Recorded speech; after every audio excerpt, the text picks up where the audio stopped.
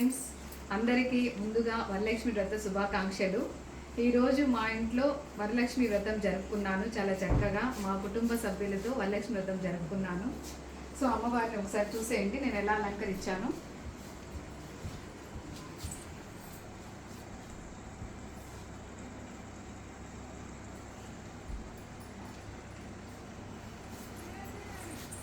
ఇక్కడ కలశం పెట్టుకున్నాను. ఇక్కడ అమ్మవారు, ఇక్కడ అన్నపూర్ణేశ్వరి, కనకదుర్గమ్మ, వెంకటేశ్వర ఏడుకొండలవాడు, ఇక్కడ తులసమ్మ, గోవు, గోమాత, వినాయకుడు, గణేష. ఇక్కడ తులసమ్మ పెట్టి పూజ చేశాను. మహాలక్ష్మికి అమ్మవారికి చీరతో వాయనం ఇచ్చాను. ముందుగా నా వాయనం అమ్మవారికి నా వాయనం ఇస్తున్నాను.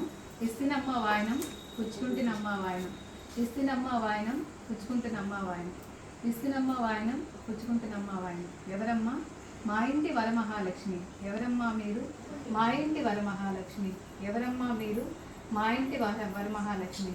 తల్లి నాకు సుఖ సంతోషాలతో, సౌభాగ్యాలతో, ఆనందాలతో, పసుపు కుంకుమతో ఎల్లప్పుడూ ఇలాగే జీవించాలని ఆస్వాదిస్తూ కోరుకుంటున్నాను తల్లి. ఈ పూజ నీ కోసం నేను చాలా చక్కగా జరుపుకున్నాను. ఏమి తప్పులున్నా క్షమించి నన్ను ఆశీర్వదించగా తల్లి నిన్ను వేడుకుంటున్నాను తల్లి. అమ్మవారు ఈరోజు నైవేద్యాలు లెమన్ రైసు, అమ్మవారికి చాలా ఇష్టమైన దద్దోజనము, బెల్లం పొంగలి, సుండలు.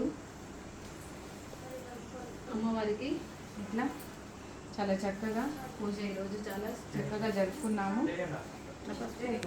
పండ్లు, అమ్మవారికి గాజులు, పసుపు, ఎరుపు, పచ్చ గాజులు. ఈరోజు అమ్మవారి కోసం మేము హోమ్ మేడ్ రవ్వ లడ్లు చేసాము. ఇవన్నీ రవ్వ లడ్లు చేసాము. దేవుడికి 3 రకాల పుష్పాలు, 5 రకాల పుష్పాలు పెట్టాము. అమ్మవారికి వేసుకోండి.